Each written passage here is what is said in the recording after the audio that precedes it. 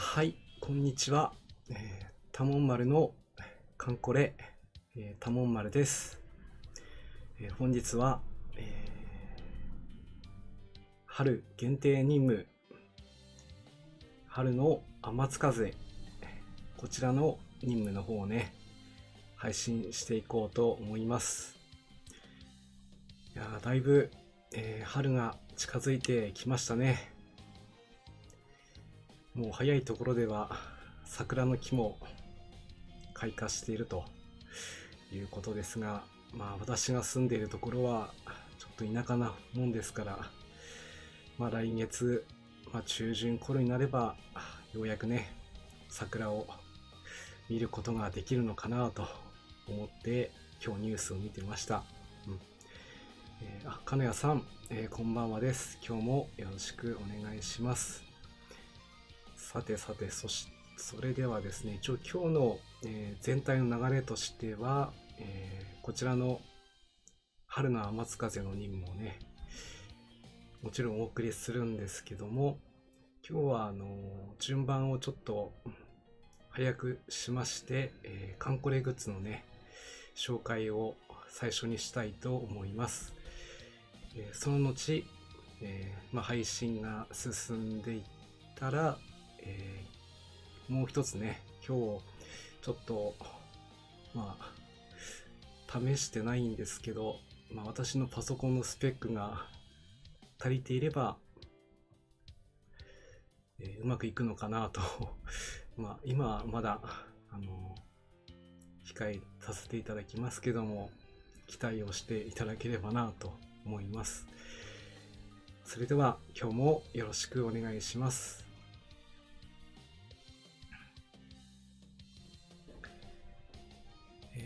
ではね、最初に、カンコレグッズの、紹介をしたいと思います。こちらのグッズはですね、亀谷さん、こちらの桜も遅くて入学式の頃になります。入学式、なるほどね。まだまだ、春を迎えるにはね、1ヶ月くらい待たなければいけないですね。きつねぶどうさん、こんばんはです。今日もよろしくお願いします。それではこちら、はい、画像の方が多分途中から流れるかもしれないんですけど、こちらの商品はですね、私がいつも、出撃するメンバーをですね、選ぶときに、参考にしている、資料ですね、カンコレの公式作戦記録、だいたいこの中に載ってる内容が、ほとんどね、イベントの中身になっていると思われます。その中に写っていた写真を何枚か、今回取り入れてみました。本当にね、最初から最後までこの資料をね、読み始めると止まらなくなっちゃうんで、あまりこうね、必要なところだけ、いつも読むようにはしてるんですけども、大体いつもね、隣にこの本をね、置いたりしています。ちょうど今後会議がね、実装されるかされた後ですね、その後に発売された、本書になりますので、多分見たことがある方も多いんじゃないのかなと思います。こうやって、見てみると、いろんな、カンムスのね、顔も見ることができますので、もしまだ見たことがないという方がいらっしゃれば、この機会に見てみるのもいいのかなということで、はい。金谷さんも持ってらっしゃるんですね。嬉しいですね。今後の作戦も多分この中から選ばれるものもあろうかと思いますので、勉強していきたいと思います。ということで、今日は最初にね、こちらの公式本を紹介させていただきました。はい。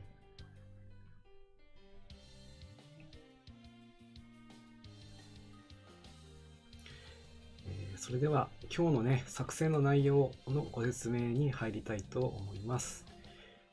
本日の春限定第16駆逐隊天津風を期間にね、この天津風を期間にするのを忘れちゃうと大変なことになりますね。任務が遂行できないので気をつけましょう。2番艦には、領艦である雪風、時津風、初風ね、第16駆逐隊の誰か1隻を配備して、こちらの南西諸島海域のパシー海峡、東部オリオール海、マラッカ海峡、ペナン島沖深部に複数回出撃、敵を撃破せよということになってますので、基本的には駆逐艦2隻の編成を必ずしないといけないんですけど、やっぱりね、第16駆逐隊の活躍を見せたいので、可能な限り4隻編成をね、組む格好で今回選んでおります。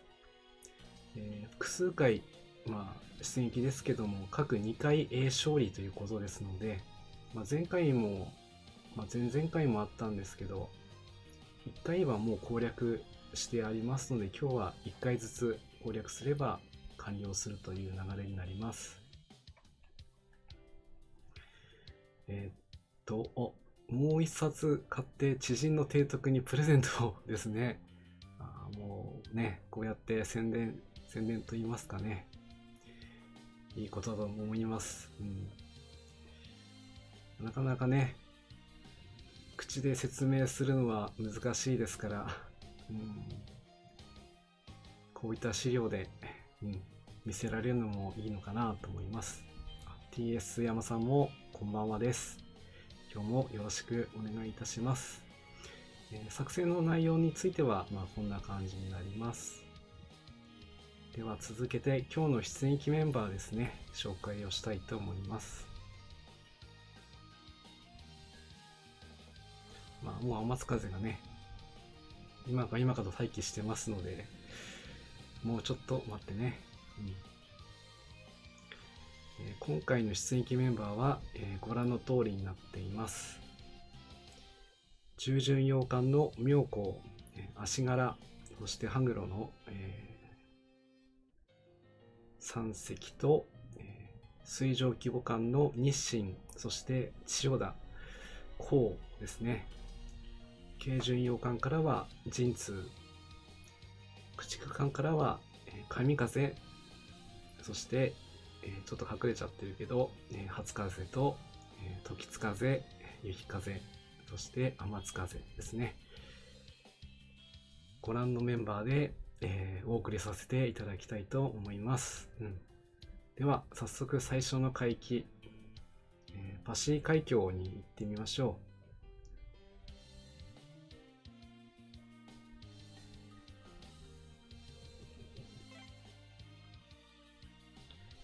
パシー海峡に関してはご覧のように第16駆逐隊の4名、そして千歳の高標的、水上規模艦と妙高さんですね。装備は次のようになっています。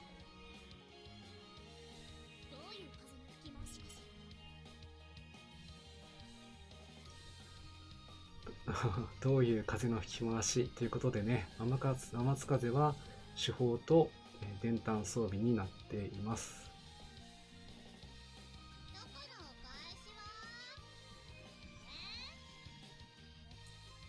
時津風からはチョコのお返しはということでね、今日はね、あるじゃんとちょっと時間差でしたね。ちょうど手法が一つ下ろしたままでした。ちょっと次直します。こっちで見た方が見やすいのかな。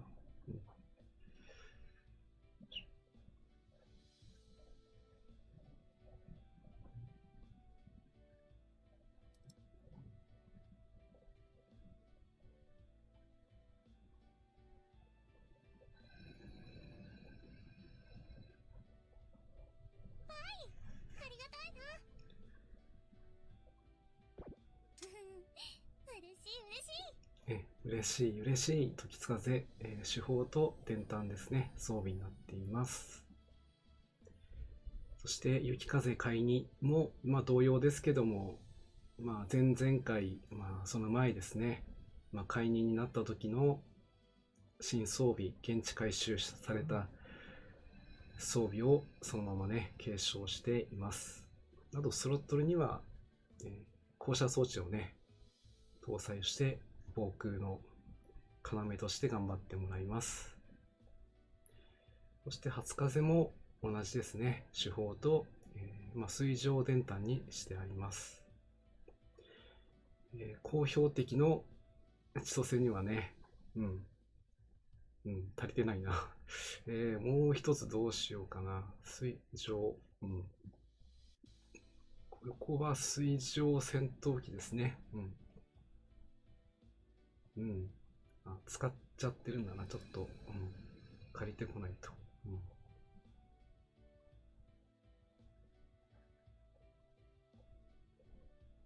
ちょうどひしもち任務もね、やってたものですから、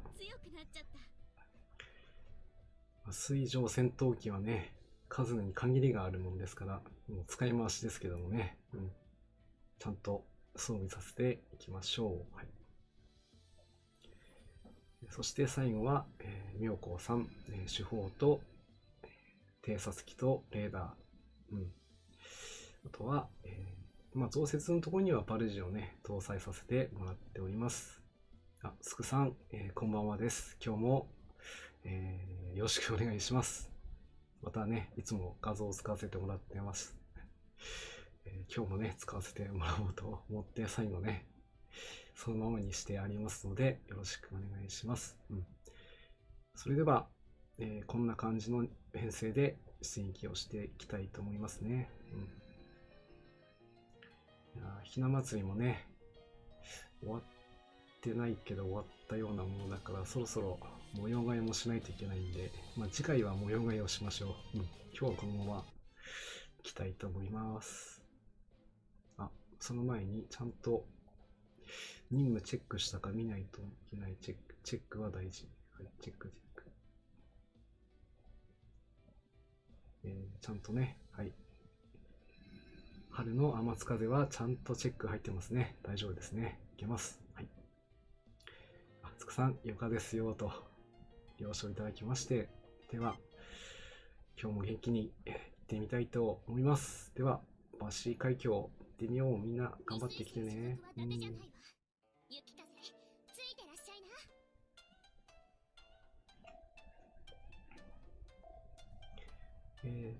つくさん、今、天津風を掘りまくって新型タービンを増やしてます。それはもうね、天津風、この機会に、じゃないとなかなかね、ちょっとお話できないんですけども、皆さんもね、知っての通り、天津風は、島風タイプのプロトタイプということでね、作られた、ものですから、同じカゲロウ型の駆逐艦とでは、装備が違うと。耐久力もね、それに比例して通常のカゲロウ型の中では、一番高い耐久性を誇っているということで、この天津風の活躍があって初めてね、雪風の高速走行が可能になったわけですから、実質姉妹艦であると言っても過言ではないんですけど、でもそこはやっぱり島風はね、島風型として見るのも一興かなと。よしよし、まずは最初の戦闘。そしてこの先はどうなるかな。行けましたね。まっすぐボスルート乗れました。ではこのままボス戦に行きたいと思います。みんな頑張ってきてね。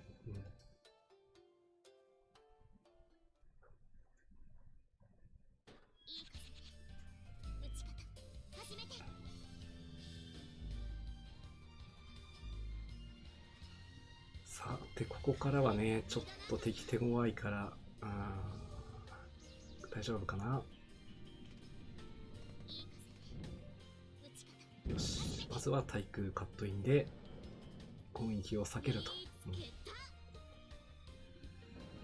先制攻撃も当たるといい感じですね。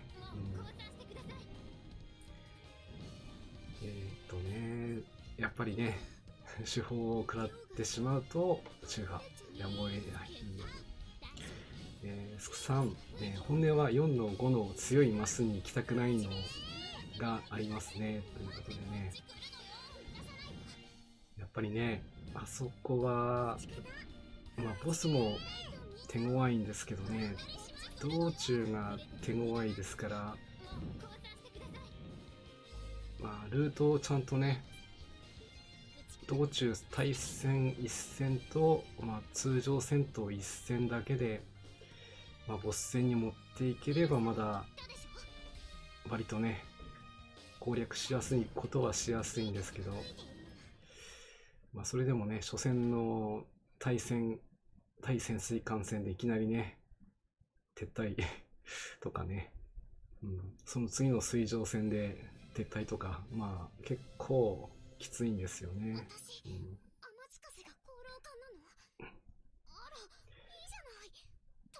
金谷さん、カンコレのシステムでは、防御の高い駆逐艦のアドバンテージが活かしにくくて不憫です。天津風、やベールヌイ、を16駆逐隊やんということで、チャイルドさんとお呼びすればよろしいでしょうか。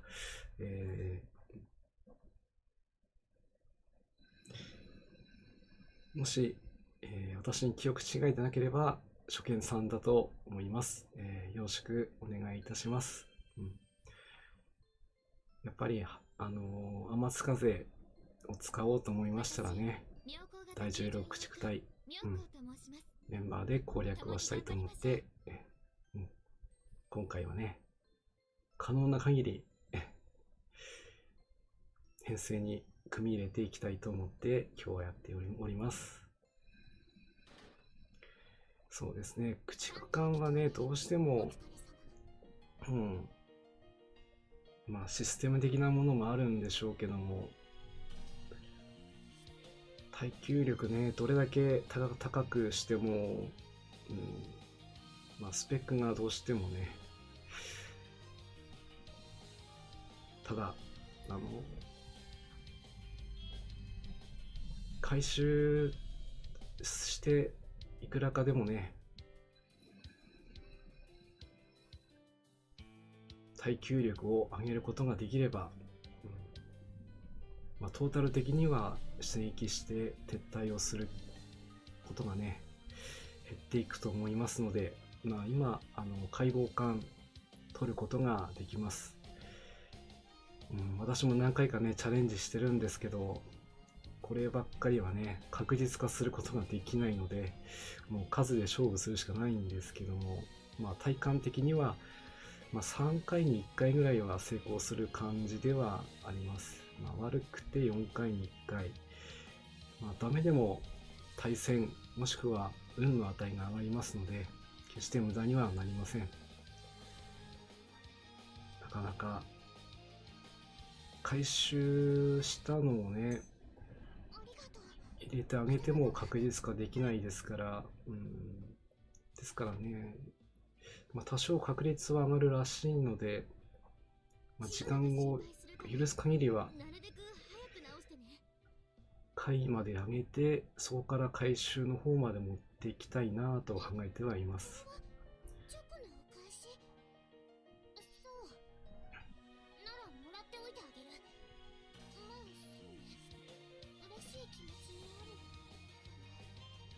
嬉しい気持ちでいっぱいね、天津風、もうね、まさかこのタイミングで限定グラフィック来るとはね、全然予想外でしたね。公式なんだけど、ゲームに実装されてるグラフィックっていうのが本当なかった子なんで、良かったと思います。それに天津風嫁勘だっていう方もね、リスナーさんとかね、フォロワーさんでもよくいますので、大変喜ばれているんじゃないかと思います。はい、ということで、最初のバシー海峡はこれで攻略になります。続いて、東部オリオル海出撃していきたいと思います。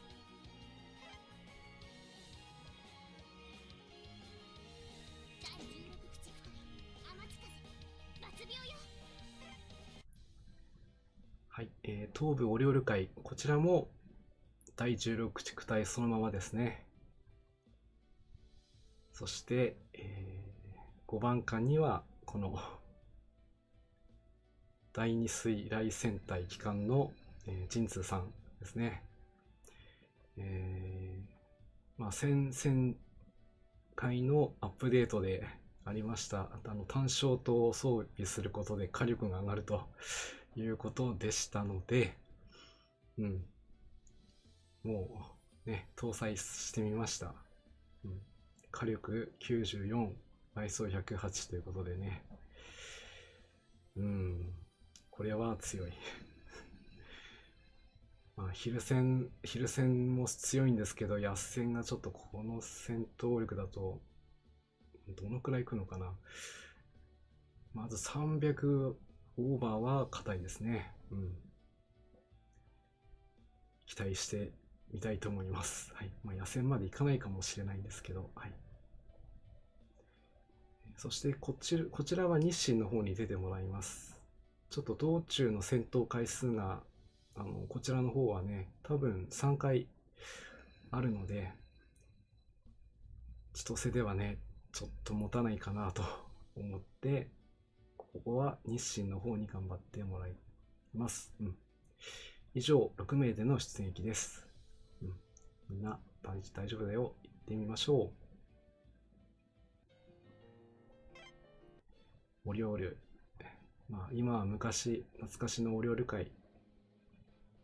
ゴーヤや潜水艦たちがね、日々通ったこのルートも、それも2期になってなくなりましたけど、この2の3という海域は本当にね、任務にこう関わっている機会が本当に多い海域なので、多分私配信してる中でも、ほぼね、毎回出撃してるんじゃないかなと思います。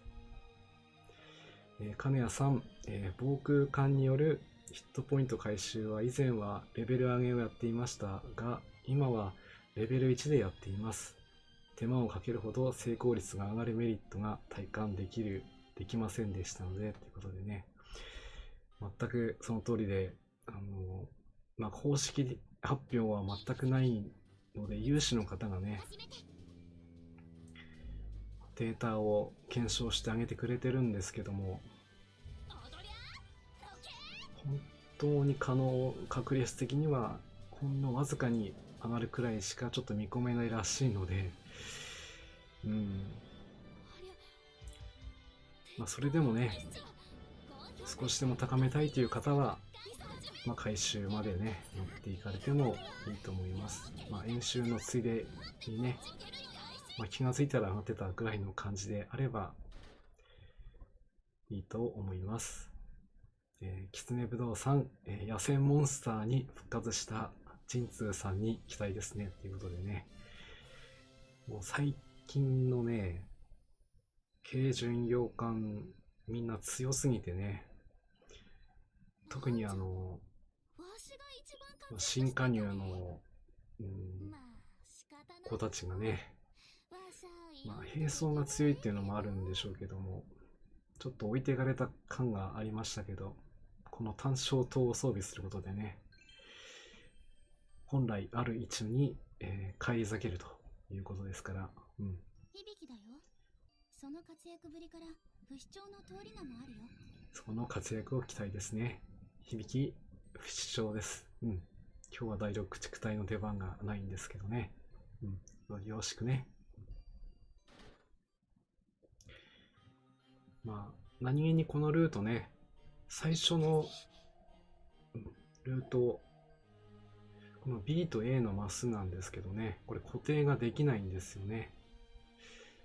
私最初にこの海域攻略した時は上の B ルートからぐるって上からこう真ん中に行ったんで、多分今日は同じかなと思ったんですけど、下の方に行っちゃったので、本当にね、ボスルートには乗るんですけどね、ランダム性が高いですから、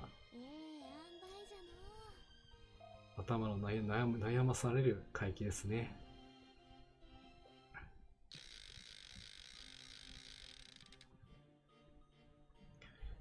まあ、回数でね、稼ぐことも時には必要です。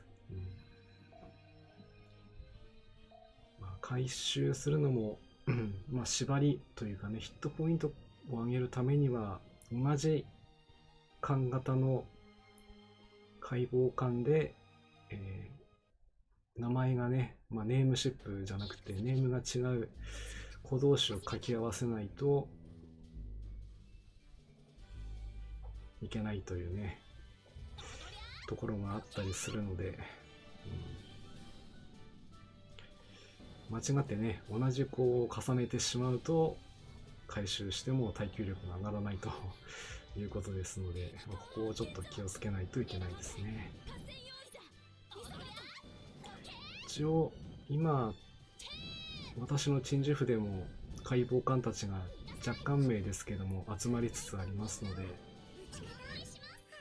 次回かその次あたりには一回また回収できるかなをね、やってみようかなと思います。まあ、だいぶ前に一回やったことあるんですけど、あの時は50% いかなかったかな。まあ、とりわけ早めに回収しておきたかったのは、綾波と、そして白津型駆逐艦の、しぐれ、そして夕立ですね。まあ、ここら辺は、まあ、鉄板になりつつあります。まあ、巣の耐久力、本当に1か2上がるだけで、まあ、道中のね、突破もだいぶ変わってきますのでね、ここら辺はやっぱりおすすめかなと思います。まあ、あとは、まあ、ベルヌイとかね、天津風ら辺もね、回収してあげておけば、強行輸送、ないしは、艦隊決戦、まあ、そういった時の主力として頑張ってくれると思います。今のところベールヌイだけ、耐久回収は一応終えている感じですね。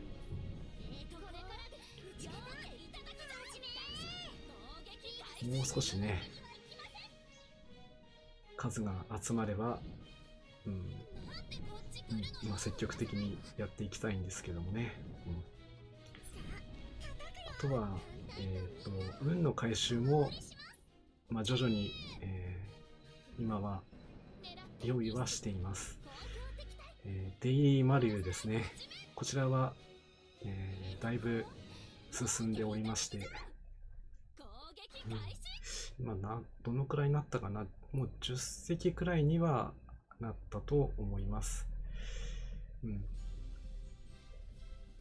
すべてをね、回収にちょっと回すわけにはいかないんですけど、まあ、半分くらいは、まあ、どの子にするかまだ決めてないんですけどもね、回収に回していきたいかなと思ってます。あたごさん、よろしくね。今日は出番ないんだよな。よしよし。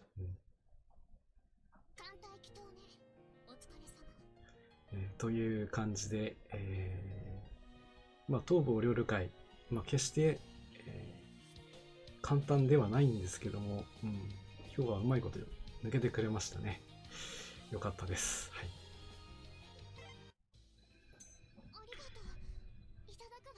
そして、最後ですね。ペナント沖深部ですね。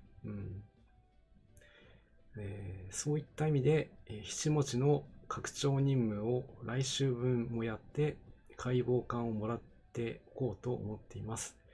カタパルト入手したんでやめておこうかとも考えたんですが、とね、確かに、出撃する海域がちょっと難しい難度がね、あるところが、ちょっと出撃ためらっちゃうのかなとは思うんですけど、せっかくのね、ひしもち任務なんで、集められるだけ集めておきましょう。多分、このひしもちもね、前回、抹消されるまでだいぶ長い間、保管したりもしたんですけど、おそらく今回はイベントなくなったと同時になくなりそうな雰囲気があるので、早めに、任務ができましたらね、ちゃんと使っていきたいなと思っています。ほんとね、前のひしもちなくなる時まで何年くらいあったのかな。感慨深いですね。そうだな。忘れないうちにスクショ撮っとこう。今は8個です。はい。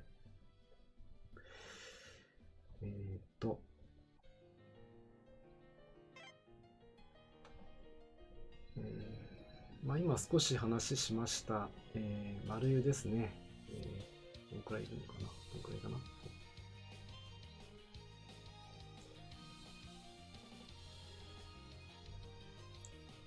デイリー丸湯で、開発すみません、建造して頑張ってきました感じでいくと、今、丸湯がこれで9隻、10隻、11隻が会員になってて、12隻目がちょっと今これから、ダメだな、1隻は出せないから、10隻が丸湯会で、1隻の丸湯が今待機中ということですね。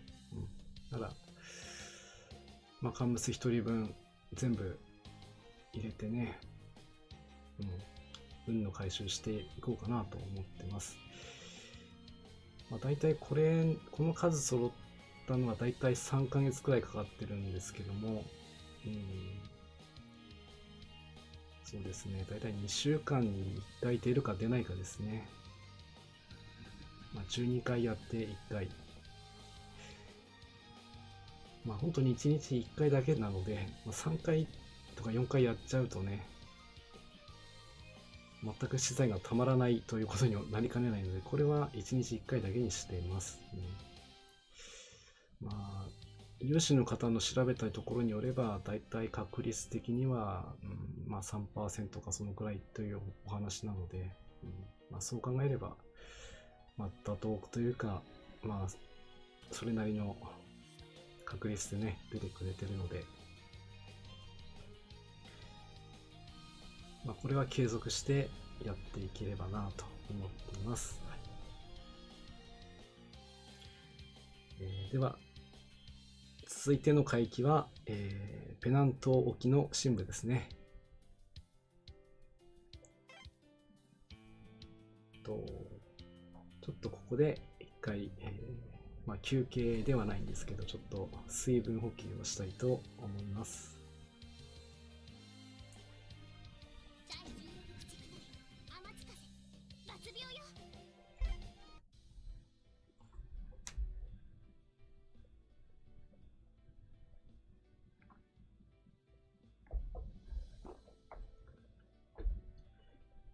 はい、こちらは最後のペナントですね。こちらの海域については、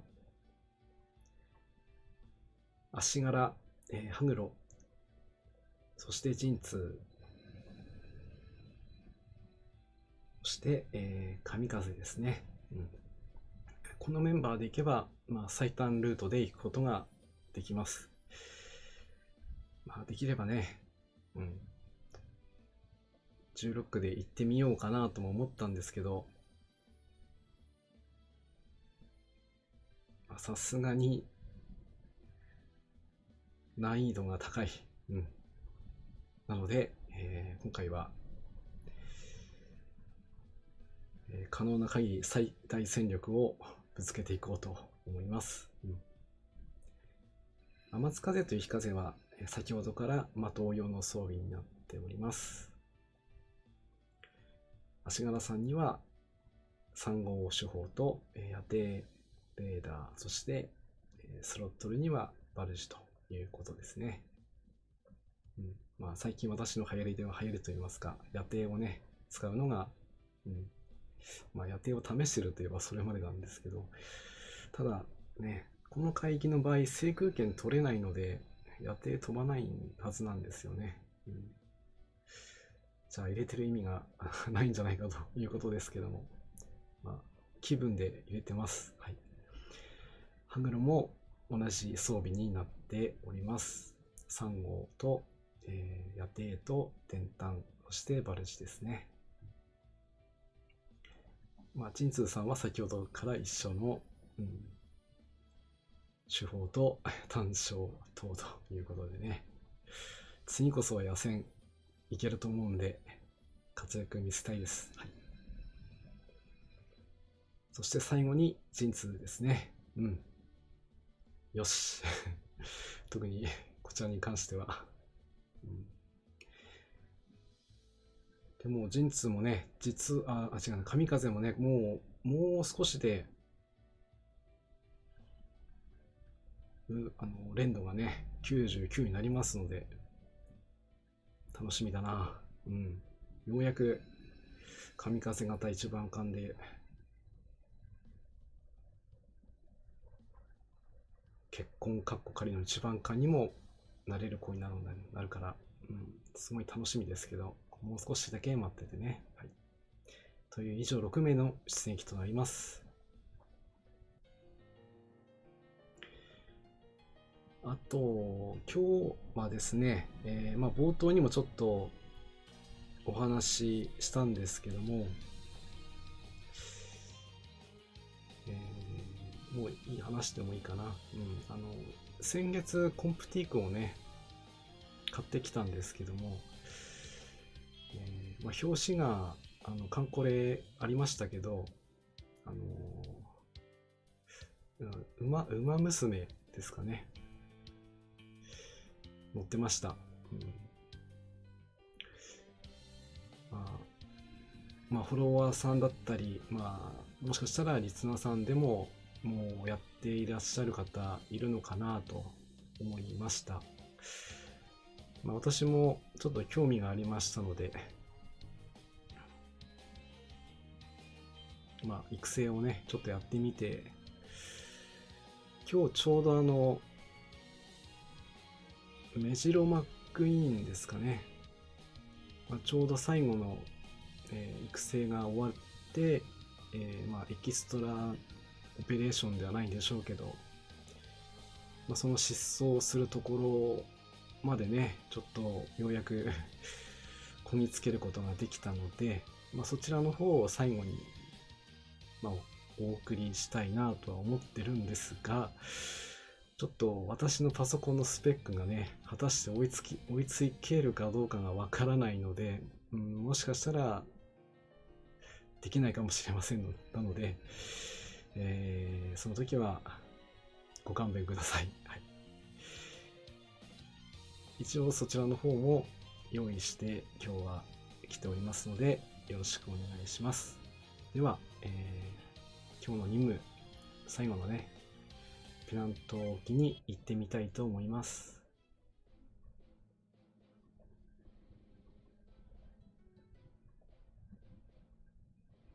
二水星所属は伊達じゃないわ。雪風ついてらっしゃい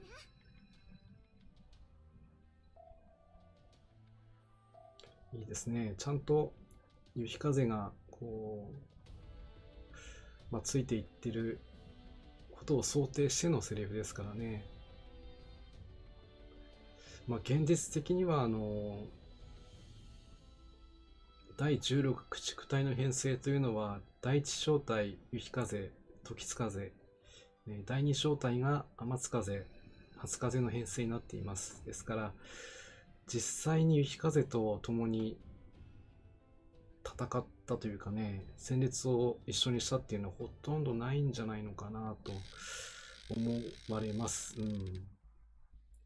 まあ、第二水雷戦隊として一緒にね、活動することは当然あったわけですから、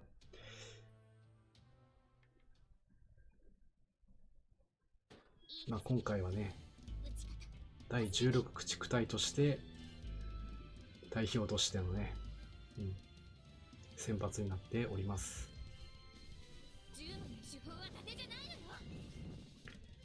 いや、本当に強くなったなぁと改めて思いますね。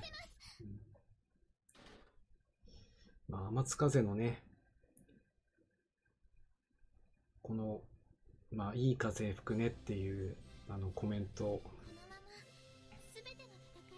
まあ、自身も、述べられてはいるんですけど、まあ、こちらに関しては、天を吹く風ということでね、すごいかっこいい意味の、天津風というね、ネーミングになっているので、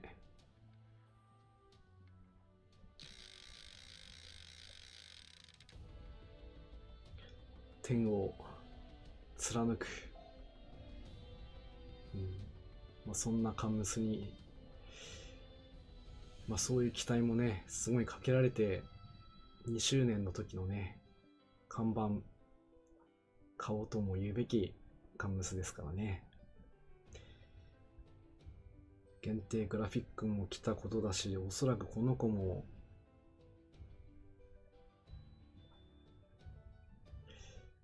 強化されるんじゃないかなと私的には思っています。ただね、この子の回収した姿がどうなるかというのはちょっと想像ができない、というのもね、本当に沈む寸前をね何度も経験して、まあそれでもなんとかね生き延びて、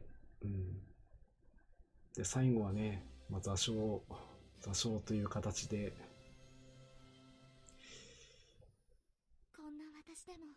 終わってしまったって言えばあれなんですけども、でもそこまでね沈むことがなかったということを考えれば、天津風も十分不沈艦だと言えると思います。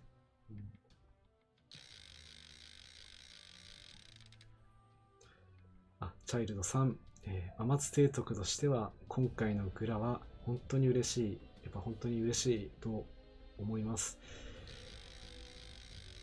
ちょうどカンコレ2周年の時に天津風が実装になった時、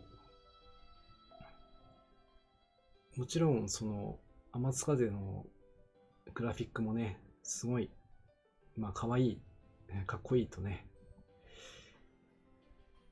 まあ、それに合わせた連想法くんとねミックスされたイラストがあります。まあ、それも大変お気に入りというかね、いいイラストなんですけど、ゲームではちょっと実装されてないのは残念にならなかったんですが、でもねこうしてイラストが新しくね新規で実装されたというところがとても評価できるんじゃないかと思います。チューハイもね、まあ今日はお見せできないと思いますけど、野戦に行くかと思ったら終わっちゃったやっぱりね最初カンコレだと、まあイメージだった子が、まあ芝生市のね描かれていた、まあ、吹雪、赤城、まあ、ここら辺がね、このまま全ての戦いが終わってしまえばいいのに。まあ有名だったんですけども、でもやっぱり島風がねインパクトがすごい強い子だったんで、女皇型従順洋艦姉妹の末っ子です。まあカンコレといえばまあ島風といった時期もね、まあ今でもあるのかな。まあそんな中で天津風がね、まあ、2年目の顔として、実装されたということで、本当にね歴史を感じる子ですね。天津風、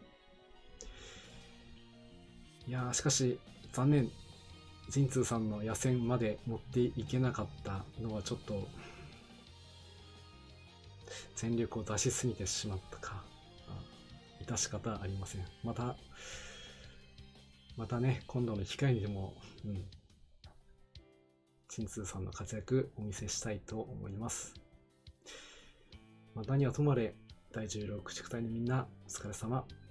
これでね、複数回の出撃ということになってはいましたが、事前に1回ずつ攻略をしてきましたので、今日は各海域1回の攻略で、達成となります。春限定の春の天津風、天を吹く風、達成になりました。では任務を受領していきましょう。これは悩むな。この任務報酬は悩みますね。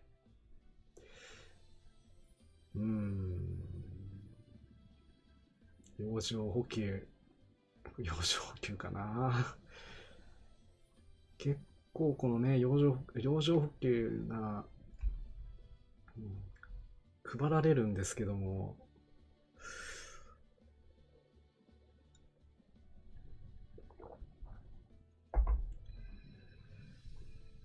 ねえチャイルドさん、おめこめありがとうございます。使う機会を作ってほしい。本当にそろそろ母校がやばいやばいんで。でもね、いざ使い始めると一気になくなる養生補給選びましょう。こちらを受領します。そして、燃料が1945。これは、はい、天津風のね、最後までの戦いの歴史と、それが燃料の数字になっております。きつねぶどうさんもおめこめありがとうございます。そして嬉しい特注看護職人。これをね、使ってまた、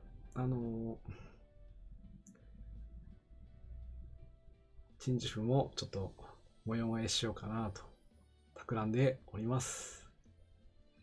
本当にね、養生補給、出番がないのに越したことはないんですけど、何もないのも困りということでね、運営さん言ってた、また欧州に行くということらしいので、その時に使うだろうと思ってストックしてきます。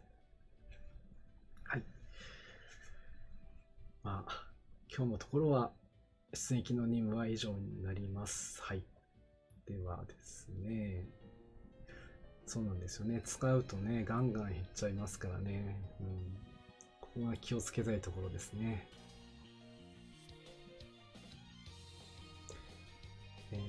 縛りで攻略していると、イベで養生を使い、なるほどね。やっぱり、道中、長くなっちゃうんで、ボスに届いても、攻撃が当たらなかったり、回避できなかったりとね、いろいろペナルティが発生してくるので、そういった時には、この養生補給非常に役に立つ、切り札的な存在になっています。本当に切り札。これを使う回帰というのは本当にボスがね、やばいのしかいないんで、気をつけたいですね。それではね、今日の任務はこれで終了したので、今日の、何の日コーナーを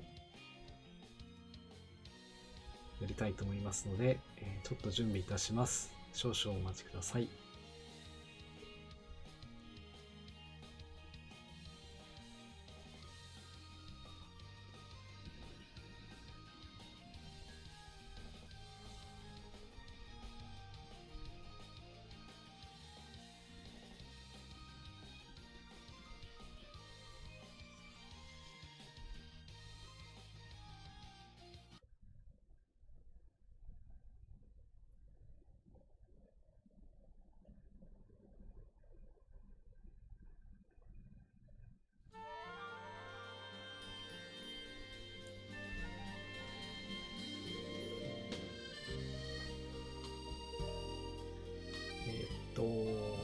今から、今日は何の日コーナーを始めるんですけども、特に私がこれを決めたわけではないんですが、いつもこのコーナーで流してるこの BGM ですね、こちらは、瞳を忘れないでというルパン三世のね、映画、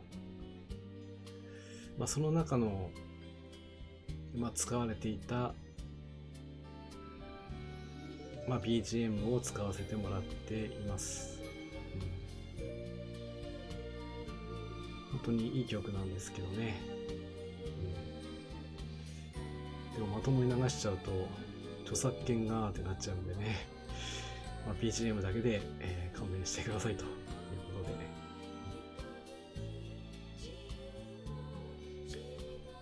ただね、このルパン三世の映画、私まだ見てないんですよね。なので、必ず見ます。はい。では、今日の、何の日。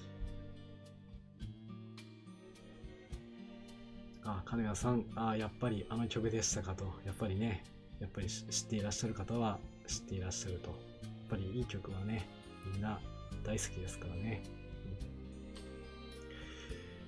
では、紹介の方、もったいつけたんだけど、はい、こうですね。はい、今日は3月14日は、ホワイトデーです。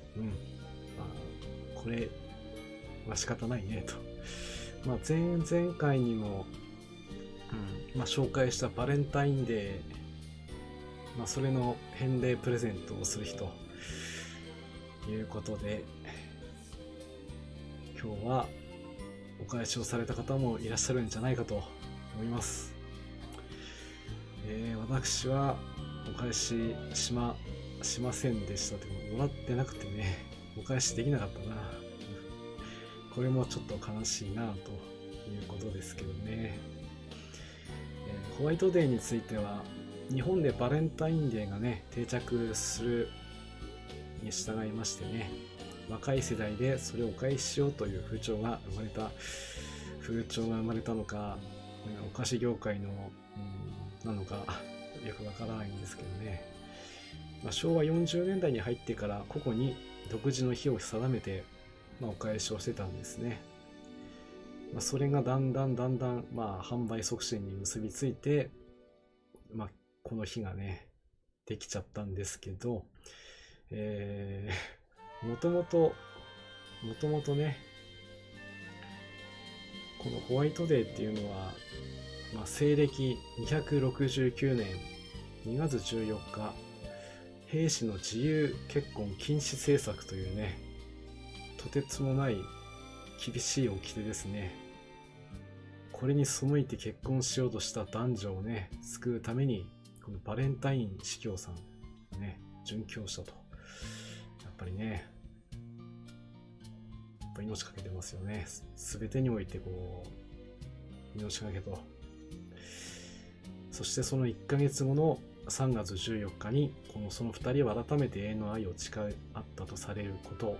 これも一説ですね。そして、皆さん大好きな古事記ですね。そして日本書紀。日本において初めて飴が製造されたとされる日は3月14日前後とされているということも由来の一つになっています。バレンタインデーがあればホワイトデーもあるしということで、結構ね、美味しい商品がいろいろあると思うんで、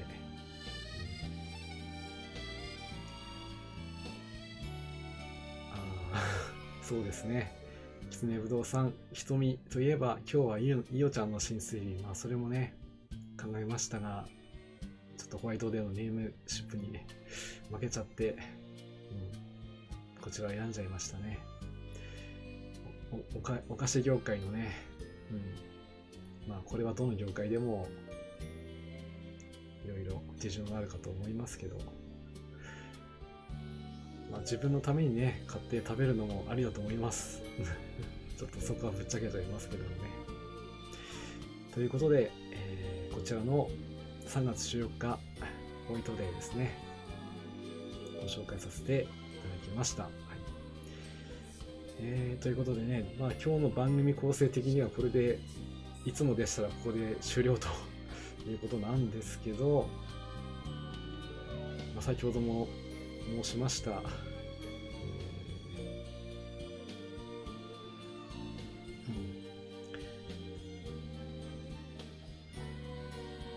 ウマ娘をね、ちょっとできるかどうかぶっつけ本番でやってみようかなと思って、しまった、もう一個話すのあったな。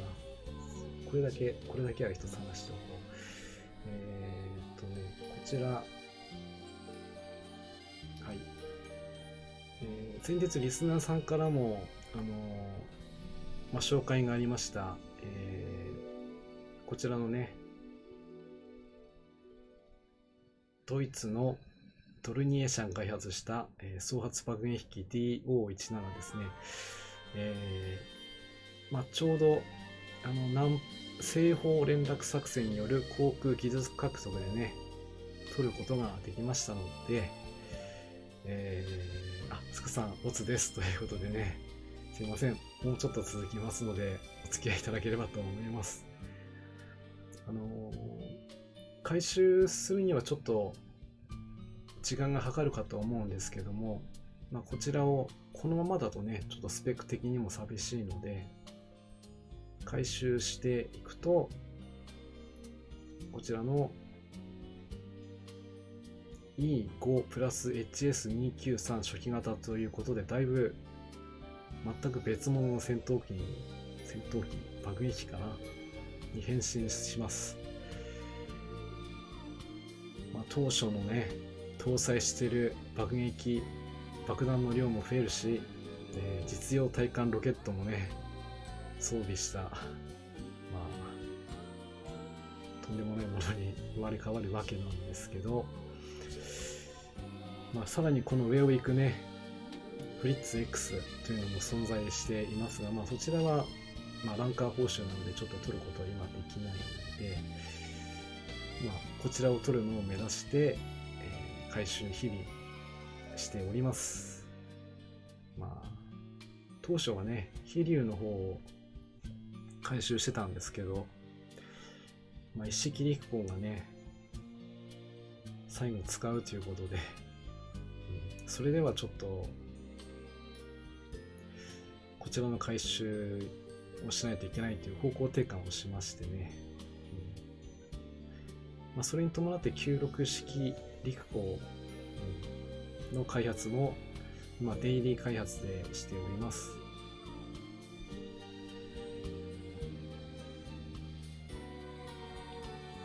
行動半径が小さいのはね、この飛行機の拡張性がもうね、高速で移動できて爆撃できるっていうのが、コンセプトだったものですから、機体そのものを大きくしてしまっては、その理想というかね、要求に達すことができなかったので、このスペック的にはこんなもんでしょうというあれでしょうけども、これでも十分だとは思うんですけどね。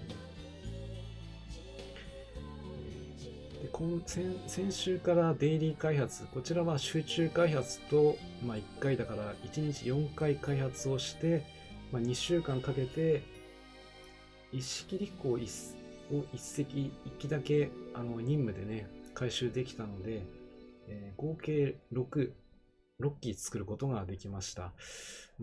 とりあえず6機できれば当面の間いいのかなと思って、一旦これで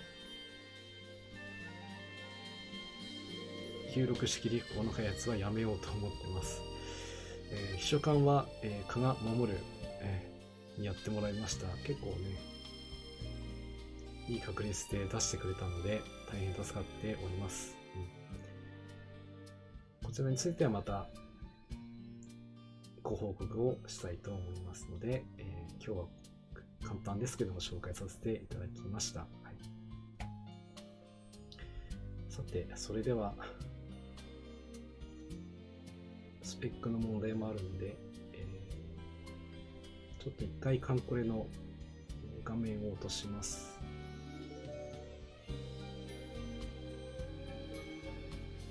そして、ちょっとね、瞳を忘れないでもちょっと一旦止めます。これも落として、で、アプリケーションを、起動させてみましたと。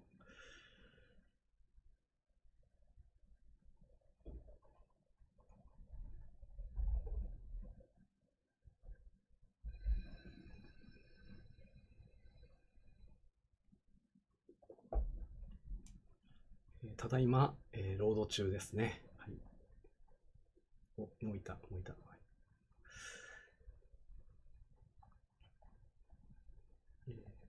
では画面の方をサイゲームスウマオー娘プンしてみようかな。はい。一応画面の方がこれで出ているとは思います。どうでしょうか。皆さん見ることができているでしょうか。はい、どうも画面が縦長になっちゃうんで、まあ見えるだろうと思いますけど、こんな感じでなってます。まあ、知ってる人は知ってるでしょうし、知らない人は知らないと思うんで、まあ、簡単にご説明しますと、まあ、育成ゲームですね。まあ、各、まあ、いろんな、ゲームのね、いいところを取り入れているんじゃないかとは思われますが、非常に育成に時間のかかるゲームでもあります。やっぱりね、ちょっと下が切れちゃってるんですけど、一応テストの段階では皆さんにお見せできるところは見せられるかなと思うんで、あとは私のパソコンのスペック次第でですね。ではちょっと行ってみましょうか。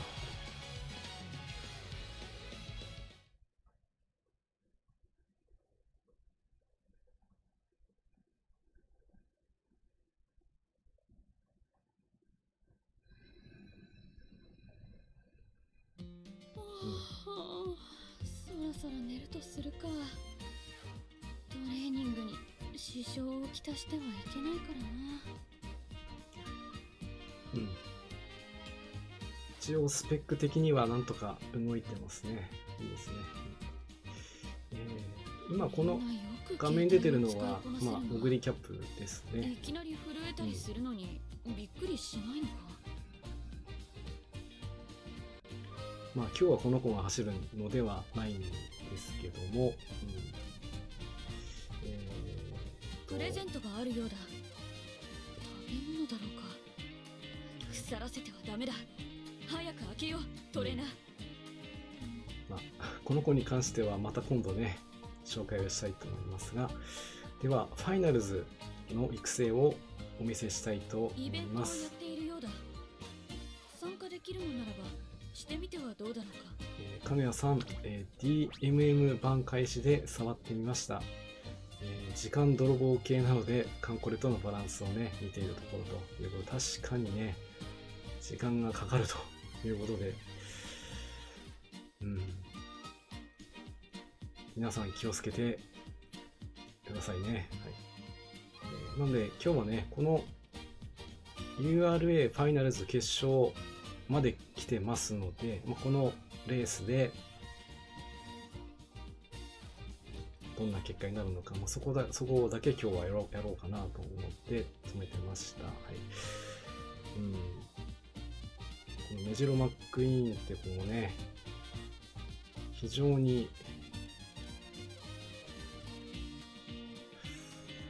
難しいですね。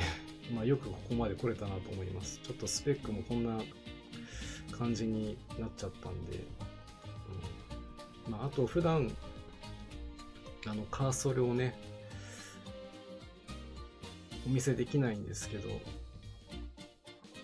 一応こんな感じで、宝生さんのねカーソルをいつも使ってたりもします。では早速再開をしてみましょう。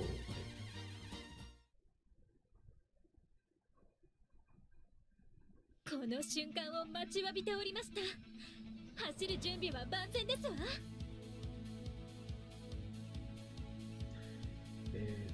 最終滑走でもうフルスキルも何もござりません、ので必ずや勝利を勝ち取ってまいります。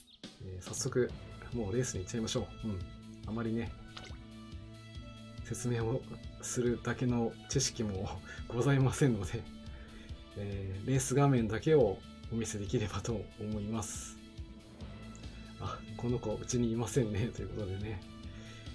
いやーね、もう出てしまったからには使わざるを得ないということで使ってみました。はい。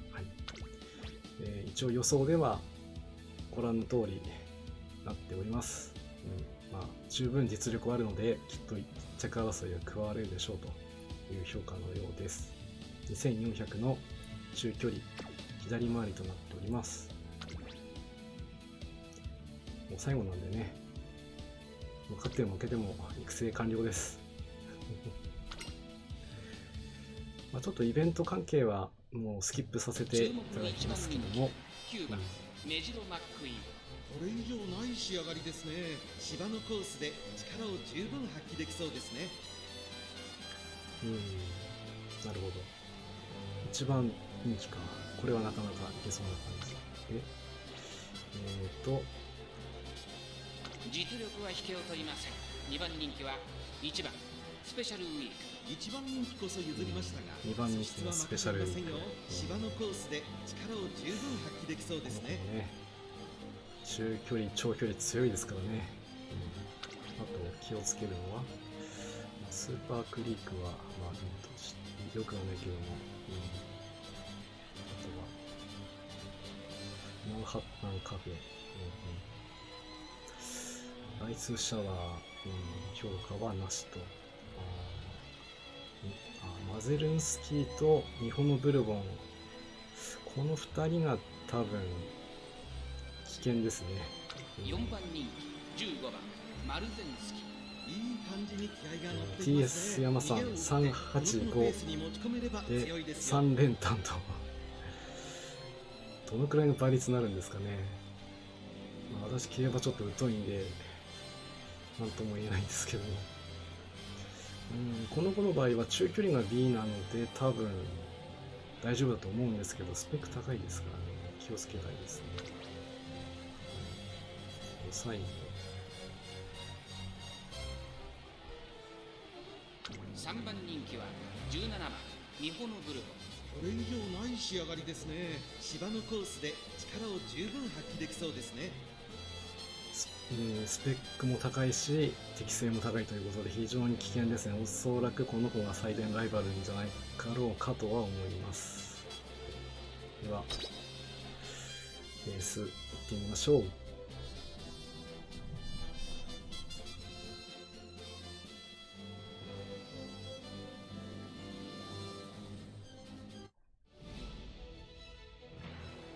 さあ出走画面、あとはね解説の人が喋ってくれるんで、それを聞きながら結果を見たいと思います。勝利をこの手に。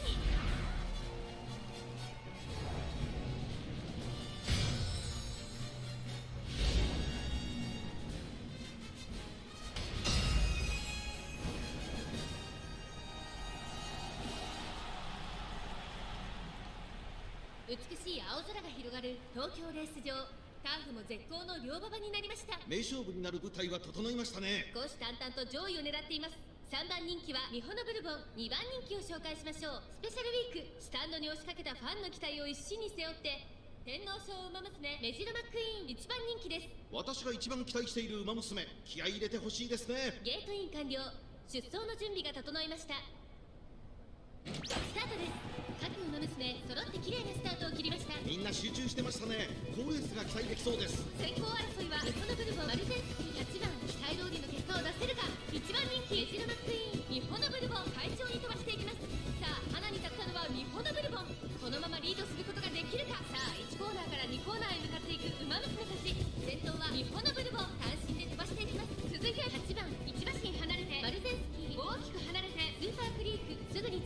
メジロマックイーン1馬身離れてハッピーウィーク、そして外目をつきましては16番13番並びかけてきた外を回ってライスシャワー、そして内目をつきましては10番、その後太陽マシン開いて5番、そしてスペシャルウィーク内から内から4番、そして外目をつきましては感情を流しているところが向こう正面に入って先頭はミホノブルボン、順位を振り返っていきます。現在1番にはミホノブルボン、魅力の一つかなと8番思います。3番にマルゼンスキー、その後ろにスーパークリーク、メジロマックイーン追走、それを見るようにハッピーウィーク少し離れて16番内でライスシャワー、そしてその外を回って13番、そしてその内を回って10番、その外並んで5番スペシャルウィーク並んできた。内にはマンハッタンカフェ、そして内目をつきましては4番、残り1000メートルを通過、外を回って11番内を回ります。18番後方2番手に7番、そして最後方2番ミホノブルボン、先頭を進みますがこれは正解でしょうか。ミホノブルボン、彼女の客室には合っていますね。大欅を越え4コーナーへ。さあいよいよ直線だ。どのタイミングで誰が仕掛けるのか。ギリギリ詰めるマルゼンスキー、まだ1馬身以上の差があるぞ。こ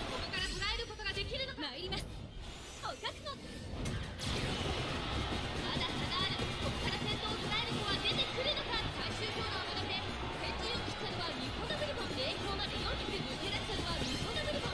だが後続も追いすがるメジロマックイーン、ここで抜け出したメジロマックイーン。8色は衰えない、残り200。メジロマックイーンリードは1馬身食い下がるミホノブルボン。メジロマックイーンこのまま押し切れるか。ゴール。着でゴールイン。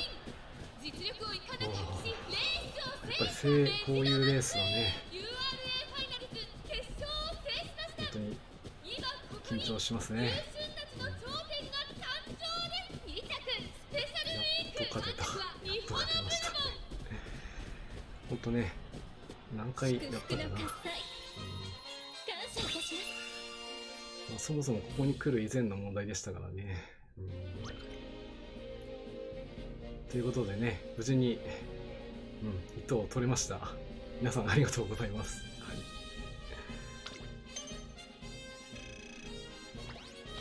お、なんかアイテムもね、もらいましたね。まあ、ついでなんで、ライブも見ちゃいましょうか。こういう時じゃないと見れないんでね。あ、金谷さん、コメありがとうございます。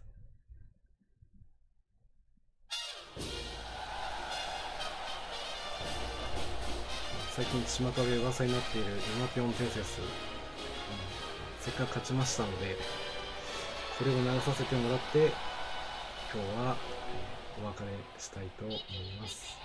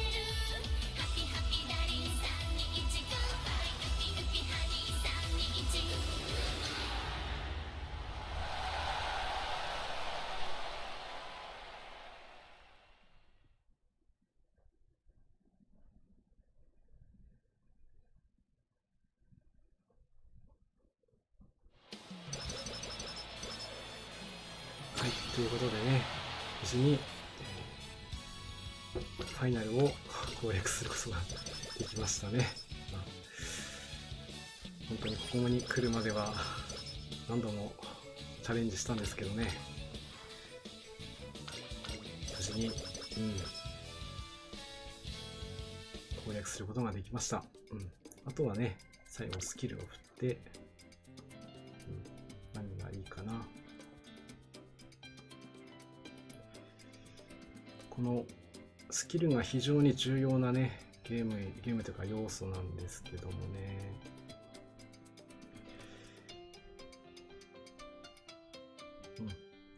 ここは普通に、このアイテムを取って終わりましょう。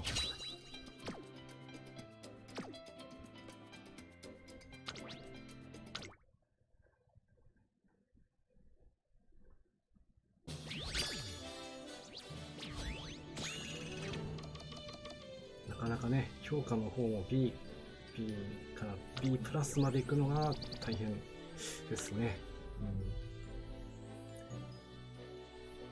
ちゃんと育成もしてね。この番組そのものは、カンコレがメインなので、今日はたまたま準備できましたから流させてもらいましたけども、これに関しては不定期です。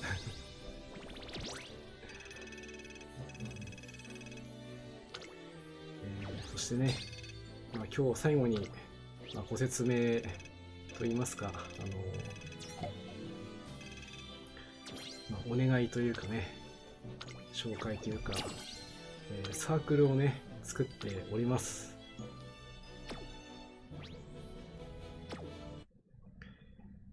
残念ながらまだ、加入されている方はいらっしゃらないので、もしね、リスナーさんの方で、私と同じサークルに入ってみたいという方がございましたら、こちらの、第二機動艦隊ということでね、作ってありますので、参加は自由です。ぜひ参加してみたいという方は入ってきてください。よろしくお願いします。ということで、本日は春限定春の天津風を紹介させていただきました。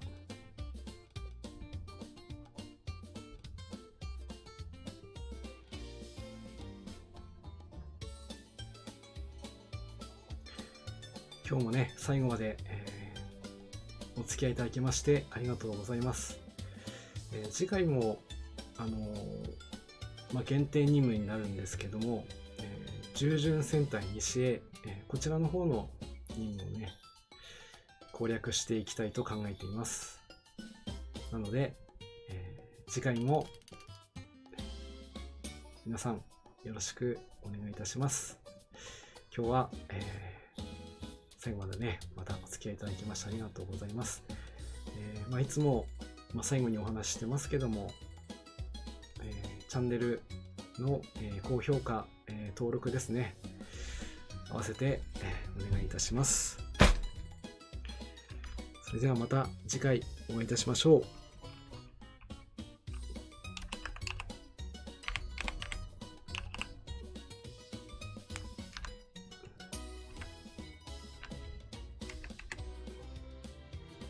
それでは皆さん、おやすみなさい。じゃあね。